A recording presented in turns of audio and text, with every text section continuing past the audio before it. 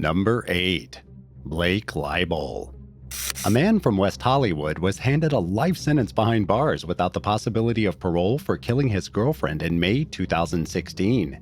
When the victim's body was discovered, it had been drained of all blood, and a prosecutor in the case claimed that the gruesome crime scene resembled a graphic novel that the murderer had actually co-written.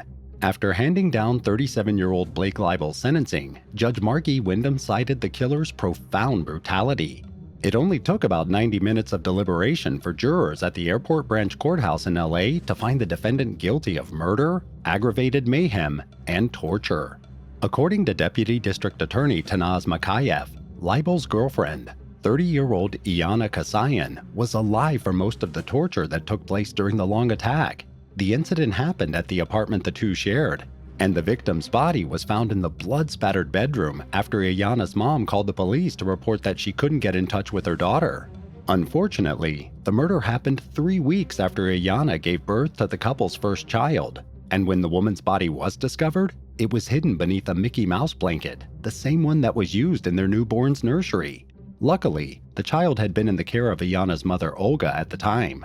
Iyana seemed to have been cleaned thoroughly and was missing the entire right side of her face as well as her scalp, and various pieces of her skin were found in the room. The prosecutor noted that part of the victim's scalp had been turned inside out, and that an ear was discovered in a trash can at the bottom of a chute just outside the complex.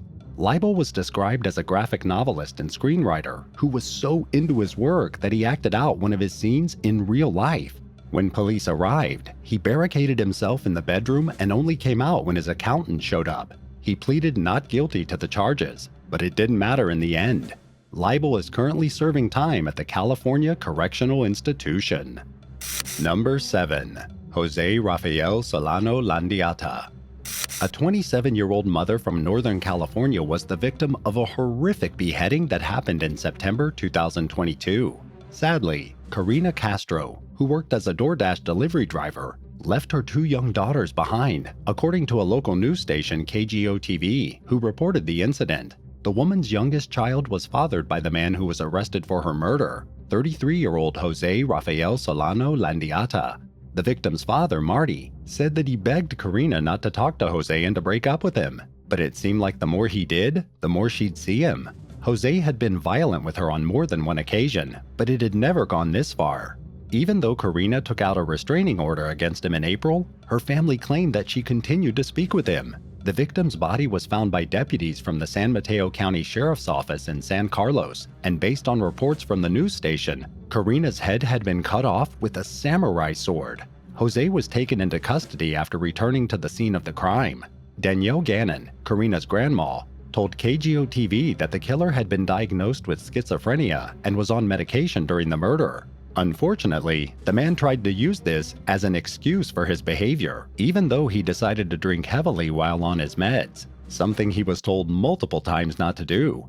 The case is ongoing, but Jose has been charged with Karina's murder. He also faces multiple enhancements, including great bodily injury, using a deadly weapon, and a prior felony conviction. But at the moment, his punishment is undecided. Number 6. Sanchez Williams. In October 2010, a 21-year-old woman was beaten to death at her home in Nottingham after suffering years of abuse from her baby daddy. According to a report from Daily Mail, the police missed 11 opportunities to save Casey Brittle's life, and sadly, the violent murder was witnessed by the couple's 2-year-old child, who walked into the room where Sanchez Williams, the girl's father, was carrying out the attack. For 2 hours after, she stayed with her mom, who was unconscious, until authorities got to the scene. Sanchez was known for having a violent and lengthy criminal record, but the police failed to take even the most basic of actions to protect Casey. Officers with the Nottinghamshire Police were criticized for failing to save the woman's life. Authorities were called 11 times by Casey and by witnesses or neighbors to report threats or attacks that happened between the estranged mother and father between September 2008 to August 2010. But according to an independent report, the police never questioned why she complained of domestic violence, and they refused to help her. Casey was apparently so scared of her ex-boyfriend that she played down the attacks and was reluctant to press charges against him. As a result, Williams was never formally charged with a criminal offense. Police were called to Casey's home after one of her neighbors reported hearing her daughter yelling, "I want my mummy," as Williams brutally attacked her. When her body was discovered by first responders, she was rushed to the hospital, where she died thanks to head injuries, which were caused after being kicked, punched, and stamped on. As a result of his horrific actions, Williams was sentenced to life in prison with a minimum of 15 years after confessing to the brutal murder. Number 5. KENYATTA BELLAMY. In early 2020, a Florida man that had recently bonded out of jail on a manslaughter charge killed his girlfriend and her lover after finding the two of them having sex in his home. According to the Polk County Sheriff's Office, 50-year-old KENYATTA BELLAMY was released from the Osceola County Jail after serving a year for failing to appear in court for a DUI manslaughter charge. But once he got out, he realized that his girlfriend, who wasn't named, had moved another man into his house while he was behind bars. KENYATTA initially tried to calm himself down by visiting his mom in Miami, but when he couldn't take a bus ride due to the COVID-19 virus, his rage only increased. Then, just 3 days after being released, he went home and found his girlfriend and another man having intercourse. In response, he used a knife and a hammer to murder them both. Afterward, KENYATTA started a fire in the bedroom. With smoke billowing out of the house, several people called 911, alerting officers to the bloody scene. KENYATTA was charged with first-degree murder, 1 count of arson, 1 count of attempted felony murder, and tampering with evidence. He was later booked into the Polk County Jail. Unfortunately, his sentencing is unclear. And now for number 4. But first, it's time for some shout-outs. We wanted to give a big thank you to Canadian Girl 80 and Ricky Roberts for watching and supporting this channel. We really appreciate your feedback. If you're new here, be sure to subscribe to join the Badger fam. Number 4. LEROY FOWLER. A retired teacher from Massachusetts was charged with murder in late 2022 after accusations of her poisoning her younger boyfriend's coffee shakes with toxic antifreeze were made.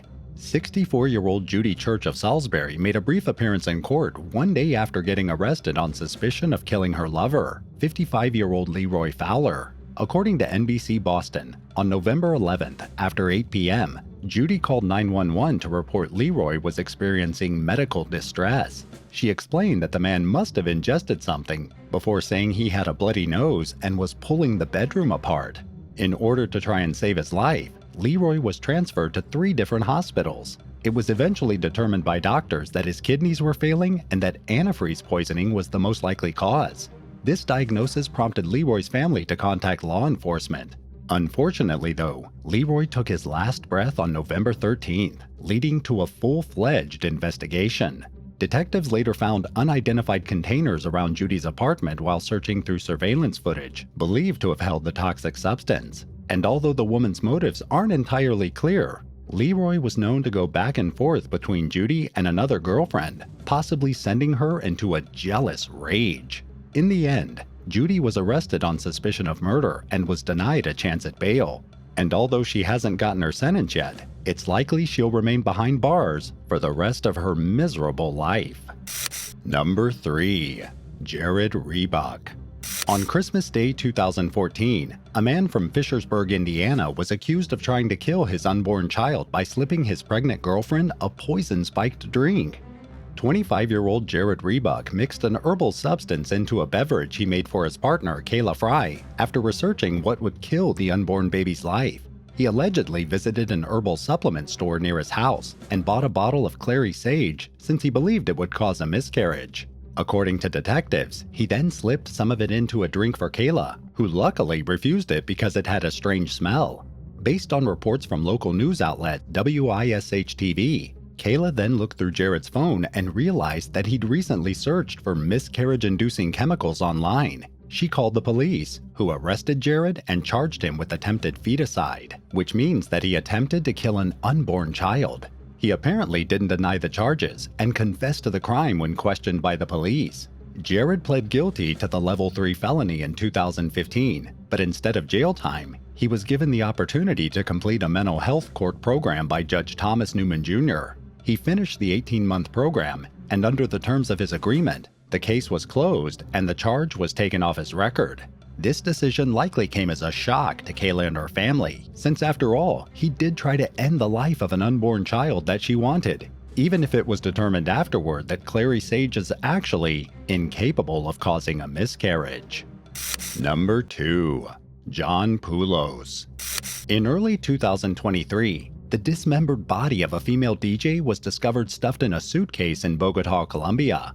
Valentina Tres Palacios' boyfriend, 35-year-old John Poulos, was arrested at an airport in a neighboring country after the DJ was found in a blue bag by a homeless person.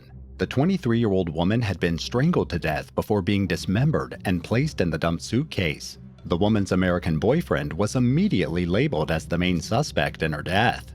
Afterward, Poulos allegedly fled the country to Panama, where he was arrested while attempting to board a flight to Istanbul, Turkey. The suspect was taken into custody on January 24th. He's now waiting to be extradited to Colombia in order to face femicide charges, which is a specific criminal offense in the country. The couple had been dating for about 8 months before Tres Palacios' murder, which took place on January 22nd. And just days before her death, she'd moved into a rented home with Poulos, with plans to eventually get married. But Poulos became obsessed with the woman, according to her mother, and he grew jealous of her many suitors since she was so beautiful. And while the investigation is ongoing, the amount of evidence pointing to Poulos being responsible for Tres Palacios' death is beyond damning. But he has yet to be sentenced for the crime.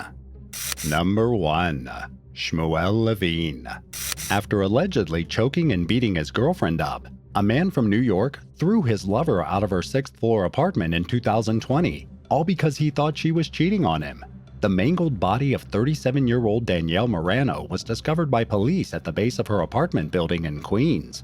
Her boyfriend, 34-year-old SHMUEL LEVINE, was arrested hours later when it was determined that she died after the couple got into a fight when LEVINE tried to search Morano's phone for evidence of an affair. Initially, authorities believed Morano had ended her own life by simply jumping to her death. But they concluded that wasn't the case when they realized her injuries weren't consistent with the fall. Police were called to the complex on October 26th at around 2:40 p.m., where they found the woman lying several floors beneath her window with fatal wounds. She was rushed to Jamaica Hospital, where she passed away only 6 hours later. Investigators closed in on Morano's jealous lover, who's 220 pounds and stands over 6 feet tall, when hospital workers told officers that some of her injuries weren't caused by a fall. When questioned about the incident, LEVINE apparently made a full confession. He claimed Morano admitted to cheating on him, and when he tried to search through her phone, she refused to give it to him, leading to the violent altercation and her death.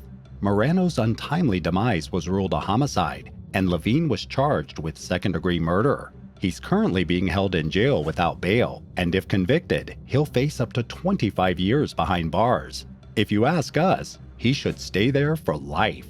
Even if someone cheats on you, there's no justification for this kind of brutal murder. Have you ever gotten even with an ex who wronged you? Tell us about your experience in the comments down below. If you enjoyed this video, be sure to subscribe to the channel. Thanks so much for watching, and we'll see you next time on Bad Badger. Bye guys!